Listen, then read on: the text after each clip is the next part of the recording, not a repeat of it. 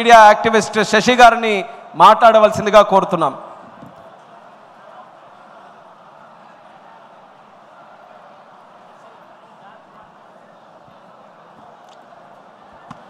అందరికీ నమస్కారం. వేదికను అలంకరించిన పెద్దలకు ప్రతి ఒక్కరికి నా యొక్క హృదయపూర్వక నమస్కారములు. ఈరోజు కడప చూస్తుంటే ఒక పసుపుమయమైంది. ఎందుకంటే ఈ కడప గడ్డ పైన ఎంతోమంది మహానుభావులు, మహనీయులు, కవులు, కళాకారులు పుట్టారు. ఈ కడపని మనం దేవుని గడపగా చెప్పుకుంటాం. అలాంటి దేవుని గడప ఈరోజు పసుపుమయమైంది. ఇక్కడ ఈ కడప గడ్డ పైన ఒక సాధారణ మధ్యతరగతి రైతు కుటుంబం నుంచి వచ్చిన నాకు ఇంత గొప్ప అవకాశం ఇచ్చిన చంద్రబాబు నాయుడు గారికి, నారా లోకేష్ గారికి నా పాదాభివందనాలు తెలియజేసుకుంటూ ఈరోజు మాదక ద్రవ్యాల వినియోగంపై ఉక్కుపాదం అనే తీర్మానాన్ని నన్ను ప్రవేశపెట్టమన్నందుకు ధన్యవాదాలు సార్. ఈరోజు ఒకటి చెప్పదలుచుకున్నాను సార్. ఏంటంటే మనం ఒకప్పుడు డ్రగ్స్ అంటే, అదేవిధంగా గంజాయి అంటే ఎక్కడ వినేవాళ్ళం? సినిమాల్లో చూసేవాళ్ళం. 2019కి ముందు ఎక్కడంటే ఏమన్నా డ్రగ్స్ ఎక్కడంటే ఇంటర్నేషనల్ మాఫియాలు చేస్తాయంట, ఈ విధంగా ఉంటుందా అని మనం సినిమాల్లో మాత్రమే చూసేవాళ్ళం. కానీ గత పాలకుల యొక్క నిర్లక్ష్యం వల్ల అది మన జిల్లాలు దాటి, నియోజకవర్గాలు దాటి మన గడప దాకా వచ్చింది.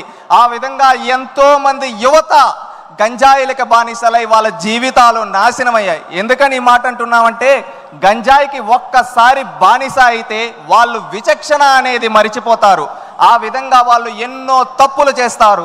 దోపిడీలు, అదేవిధంగా దొంగతనాలు కావచ్చు, అదేవిధంగా మహిళలపైన అత్యాచారాలు కావచ్చు, బెట్టింగ్ యాప్స్లోనే ఎంతో లక్షలు అప్పులు చేసి సూసైడ్లు చేసుకునే వాళ్ళ వరకు యువత వెళ్ళిపోతూ ఉన్నారు. ఇలాగే ఎన్నో సంఘటనలు జరుగుతుంటే ఆనాడు నారా లోకేష్ గారు యువగలం పాదయాత్ర మొదలుపెట్టినప్పుడు, యువగలం పాదయాత్రలో మనం చూస్తే చంద్రగిరి నియోజకవర్గంలో ఒక మహిళ డైరెక్ట్గా కూడా చెప్పలేక పక్కకొచ్చి, అన్నా మా ఇంటిలో ఒక ఆడబిడ్డని ఈ విధంగా పాఠశాలకు వెళ్తూ ఉంటే అక్కడ గంజాయి ఇచ్చి శారీరకంగా వాడుకొని ఈ విధంగా చేస్తున్నారంటే, ఆ రోజు ఆయన కళ్ళల్లో కన్నీళ్లు తిరిగి ఈ విధంగా రాష్ట్రంలో ఎంతోమంది బాధపడుతున్నారు, వాళ్ళందరికీ పరిష్కారం చూపించాలని ఆ రోజే చెప్పాడు. ఈ రాయలసీమ గడ్డపై డ్రగ్స్ వద్దు బ్రో, గంజా వద్దు బ్రో అని చెప్పి ఆ రోజు నుంచి ఒక ఉద్యమంలా మొదలుపెట్టి, ఆ రోజు ఎవరన్నా గంజాయికి డ్రగ్స్కి బానిసలై ఉండుంటే వాళ్ళ తల్లిదండ్రులు వచ్చి ఆయనతో చెబితే అలాంటి వాళ్ళని తీసుకొని వచ్చి రీహాబిలేషన్ సెంటర్లో పెట్టి వాళ్ళని ఆదుకున్నాడు. ప్రభుత్వం ఏర్పడిన తర్వాత ఉక్కు పాదం మోపారు. ఏ విధంగా అంటే మనం ఒక్కసారి చూసుకుంటే ప్రభుత్వం ఏర్పడిన వారం రోజుల్లోనే ఎక్కడెక్కడ డ్రగ్స్ ఉన్నాయో ఆ ప్రాంతాలన్నిటినీ ఏరి పారేశారు. అదేవిధంగా ఒకప్పుడు 11,000 ఎకరాలలో గంజాయి పండిస్తుంటే ఆ గంజాయిని మొత్తాన్ని రూపుమాపి అక్కడ గిరిజనుల్ని మార్చి అక్కడ అరకు కాఫీ వేసే విధంగా తయారు చేశారు మన నాయకుడు.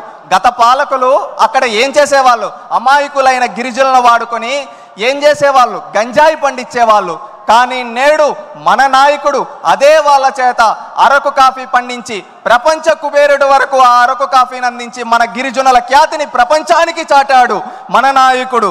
అదేవిధంగా లోకేష్ గారు, ఇది మనం చూసాం, పల్లె పల్లె వరకు వెళ్ళింది. దీన్ని రూపుమాపాలి. అది రూపుమాపాలంటే మళ్ళీ గ్రౌండ్ లెవెల్ నుంచే చేయాలని ప్రతి పాఠశాలలో ఈగల్ టీంలు ఏర్పాటు చేసి ఎక్కడికక్కడ దీన్ని రూపుమాపడానికి చర్యలు తీసుకుంటూ నిరంతరం పర్యవేక్షిస్తూ ఉన్నారు. ఈ విధంగా పర్యవేక్షిస్తూ గంజాయి రహిత ఆంధ్రప్రదేశ్గా గత సంవత్సరం రోజులో మార్చడం జరిగింది. ఇదే విధంగా నేను ఒక్కటి చెప్పదలుచుకున్నాను. డ్రగ్స్ గురించి, గంజాయి గురించి నేను ఒక యువకుడుగా నేను ఎన్నో చూశాను. నా మిత్రులు కావచ్చు, నాకు తెలిసిన వాళ్ళు కావచ్చు, ఎంతోమంది డ్రగ్స్కి, గంజాయికి బానిసలై వాళ్ళ జీవితాలు నాశనం అయిపోతుంటే కళ్ళల్లో నీళ్లు తిరిగేటివి. ఎందుకంటే వాళ్ళకి ఎందుకు ఇలా చేస్తామంటే, ఏముందరా ఇంకా జాబులు ఏముండాయి, ఏం చేస్తాం, ఇదేదో వేసుకుంటే కొంచెం రిలీఫ్ వస్తుందంట అని చెప్పి చెబుతూ ఉండేవాళ్ళు. అవి చూసినప్పుడు బాధ, ఆ ఆవేదన. దానికి పరిష్కారం ఎలా అంటే, ఆ రోజు చంద్రబాబు నాయుడు గారు చెప్పడం జరిగింది, లోకేష్ గారు చెప్పడం జరిగింది, మేము వస్తాం, స్కిల్ డెవలప్మెంట్ ట్రైనింగ్ ఇస్తాం, యువతకు ఉద్యోగాలు ఇస్తాం, ప్రతి ఒక్కరికి 20 లక్షల ఉద్యోగాలు యువగలం ద్వారా ఇస్తామని చెప్పి ఆ లక్ష్యానికి కట్టుబడి వచ్చిన వెంటనే మెగా డిఎస్సి పైన నోటిఫికేషన్ కావచ్చు, ఆ తర్వాత అనేక కంపెనీలని ఆర్సిలర్ మిట్టల్ కావచ్చు, గూగుల్ కావచ్చు, టీసీఎస్ కావచ్చు, మొన్న ఎల్జీ కావచ్చు, రిన్యూవబుల్ ఎనర్జీ కావచ్చు, రిలయన్స్ బయో ప్లాంట్స్ కావచ్చు, ఈ విధంగా ఎన్నో తీసుకొని వచ్చి యువత బానిసలవ్వాల్సింది డ్రగ్స్ కాదు, యువత వాళ్ళ లక్ష్యాల వైపు వెళ్ళాలి అని చెప్పారు. ఎందుకంటే మన దేశంలో అత్యున్నతంగా యువత ఉన్నారు. యువత తలుచుకుంటే ఏదైనా చేయగలుగుతారు, ఏదైనా సాధించగలుగుతారు. ఎందుకంటే యువత దేశానికి వెన్నెముక్క, రాష్ట్రానికి వెన్నెముక్క. అలాంటి యువత ఏదైనా చేయగలుగుతారు. ఎందుకంటే ఇది నేను ఒకటి చెప్తున్నా అంటే, ఒకటి 1990 రోజులు గుర్తుకొస్తున్నాయి.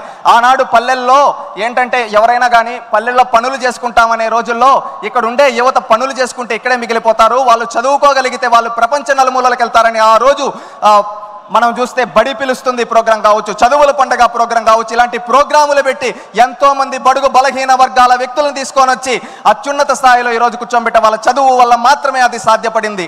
ఆ తర్వాత నేడు కూడా 2019 నుంచి 24 వరకు అలాంటి పరిస్థితులే. యువతని గంజాయికి బానిసలు చేస్తే దాని నుంచి రూపుమాపి వాళ్ళని బయటకు తీసుకొని రావాలి, వాళ్ళు ఏదైనా సాధించగలరు అని ఒక లక్ష్యం పెట్టుకొని వాళ్ళని బయటకు తీసుకొని వచ్చడానికి ప్రయత్నిస్తూ కంపెనీలు తీసుకొని వస్తున్నారు. ఒక యువత గుర్తుపెట్టుకోవాల్సింది ఏంటంటే, మనం బానిసలు అవ్వాల్సింది గంజాయి కాదు, మనం ఏదైనా సాధించగలదాం. యువత అనుకుంటే ఏదైనా సాధించగలుగుతారు. మనం ఏం లక్ష్యం పెట్టుకోవాలి? మనం ఒక కంప్యూటర్ తయారు చేయగలుగుతామా, మనం ఏదైనా ఒక న్యూ స్టార్టప్ చేయగలుగుతామా, మనం ఇంకేదైనా కొత్తగా తయారు చేయగలుగుతామా అని లక్ష్యాలు పెట్టుకోవాలి. ఎందుకంటే మన నాయకుడికి ఒక గొప్ప విజన్ ఉంది, స్వర్ణాంధ్ర 2047 1 ట్రిలియన్ ఎకనామీ సాధించాలని. అది సాధించాలంటే యువతతోనే సాధ్యం. అది యువత ప్రతి ఒక్కరూ అది గుర్తుపెట్టుకొని మన నాయకుడు అడుగుజాడల్లో మన లక్ష్యాలు గుర్తుపెట్టుకోవాలి. మన తల్లిదండ్రులకు మంచి పేరు తేవాలి, మన కుటుంబానికి మంచి పేరు తేవాలి, మన రాష్ట్రానికి మంచి పేరు తేవాలనే లక్ష్యంతో ప్రతి ఒక్కరూ పనిచేయాలి. ఆ విధంగా పనిచేస్తే ఖచ్చితంగా మనం అనుకున్న 2047 స్వర్ణాంధ్ర విజన్ లక్ష్యం చేరుతుంది. ఆ రోజు తెలుగు వాళ్ళు ప్రపంచాన్ని శాసించే స్థాయిలో మన నాయకుడు కలగన్న విధంగా మనం ఉంటాం. ఎందుకంటే 2020 సాధ్యపడింది, 2047 కూడా సాధ్యపడుతుంది. డ్రగ్స్ లేని ఆంధ్రప్రదేశ్గా తయారు చేయడానికి ప్రతి ఒక్కరూ పూనుకోవాలి. మనం ఎప్పుడో 1 సంవత్సరమో 2 సంవత్సరాలు 3 సంవత్సరాల తర్వాత కాదు, ఈ సంవత్సరం ఎండింగ్ అంతా 2025 అంతా డ్రగ్స్ ఫ్రీ ఆంధ్రప్రదేశ్గా ప్రతి ఒక్కరూ పూనుకోవాలి. ఇది ప్రతి ఒక్కరూ ఒక సంకల్పం చేసుకుంటే అది సాధ్యపడుతుంది. ప్రతి ఒక్క యువత ఆ సంకల్పం తీసుకుంటారని కోరుకుంటూ ఉన్నాను. నేను ఒక యువకుడుగా ఆ సంకల్పాన్ని తీసుకోవడానికి సిద్ధం. నేను డ్రగ్స్కి బానిసవను, మద్యానికి బానిసవను. నేను ఈ రాష్ట్ర భవిష్యత్తు కోసం పాటుపడతాను. నేను అనుకున్న లక్ష్యాలను సాధించడం కోసం ప్రతి ఒక్కరూ మనం ఎంచుకున్న రంగాల్లో మనం అనుకున్న లక్ష్యాల వైపు ముందుకెళ్తే మనం రాష్ట్రం బాగుంటుంది, మన నాయకుడికి మంచి పేరు వస్తుంది. ప్రతి ఒక్కరు చేయాలని కోరుకుంటా. ఇంకొకటి సార్, నేను ఒక 2 ప్రతిపాదనలు చేయదలుచుకున్నాను. డ్రగ్స్ ఎవరైతే సరఫరా చేస్తున్నారో, తయారు చేస్తున్నారో వాళ్ళ ఆస్తులు స్వాధీనం చేసుకొని రీహాబిలేషన్ సెంటర్లుగా వాళ్ళ ఆస్తులను మార్చాలని మిమ్మల్ని ఈ వేదిక ద్వారా కోరుకుంటున్నాను సార్. అదేవిధంగా మనం వాట్సాప్ గవర్నెన్స్ చేసాం, ఎంతో అద్భుతంగా చేసాం. ఒకప్పుడు నాడు ఎన్టీ రామారావు గారు మండల వ్యవస్థ తీసుకొని వచ్చి పరిపాలన దగ్గర చేస్తే, ఆ తర్వాత ఈ సేవ తీసుకొని వచ్చి మీ సేవ తీసుకొని వచ్చి చంద్రబాబు నాయుడు గారి దగ్గర చేస్తే, నేడు నారా లోకేష్ గారు అరచేతిలో వాట్సాప్ గవర్నెన్స్ మన చేతిలో పెట్టాడు. ఎంతో అద్భుతంగా పనిచేస్తూ ఉంది. ఆ వాట్సాప్ గవర్నెన్స్ ద్వారా ఇప్పుడు మనం అంటూ ఉంటాం సార్, ఏదైనా ఫోటో తీసి పెడితే ఎక్కడైనా పెడితే అది ఈజీగా తీసుకోవచ్చు. అలాగే వాట్సాప్ గవర్నెన్స్లో ఒక ఫ్యూచర్ అనేది మనం తీసుకొని రావాల్సింది.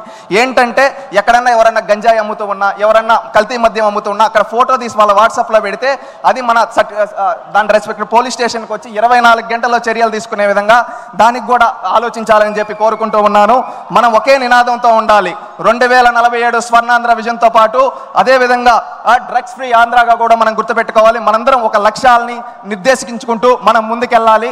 నాకు ఎలాంటి రాజకీయ చరిత్ర లేని నాకు ఇంత పెద్ద వేదిక పైన అవకాశం కల్పించిన ముఖ్యమంత్రి దైవ సమానులైన చంద్రబాబు నాయుడు గారికి, నా ప్రాణ సమానమైన లోకేష్ అన్నకి హృదయపూర్వక కృతజ్ఞతలు తెలియజేసుకుంటూ, జై తెలుగుదేశం, జై చంద్రబాబు, జై లోకేష్, జై జన్మభూమి. శశి ఒక ఐటీ ఉద్యోగస్తుడు, శ్రీకాళహస్తిలో ఒక రైతు కుటుంబంలో జన్మించినటువంటి వ్యక్తి. కానీ పార్టీ కష్టాల్లో ఉందని, తనకు ఎంతో జీవితాన్ని ప్రసాదించినటువంటి ఈ యొక్క తెలుగుదేశం పార్టీ కష్టాల్లో ఉంటే నేను కూడా సైనికుడిగా మారి ఈ కష్టాల్లో ఉన్నటువంటి పార్టీకి నా వంతుగా తోచినటువంటి సాయం చేయాలని ఉద్యోగాన్ని మాని పార్టీలోనే ఒక సోషల్ మీడియా యాక్టివిస్ట్గా ఈరోజు తయారై తెలుగుదేశం పార్టీ కండువా కప్పుకున్నటువంటి యువత ఆ శక్తి ఎలా ఉంటుంది, ఆ ఆలోచన ఎలా ఉంటుందో నిరూపించినటువంటి ఆ శశికి ఈ మహానాడు వేదిక ద్వారా మనస్ఫూర్తిగా అభినందనలు తెలియజేసుకుంటూ, ఇప్పుడు మన లోకేష్ అన్న గారు ప్రవేశపెట్టినటువంటి 3వ శాసనం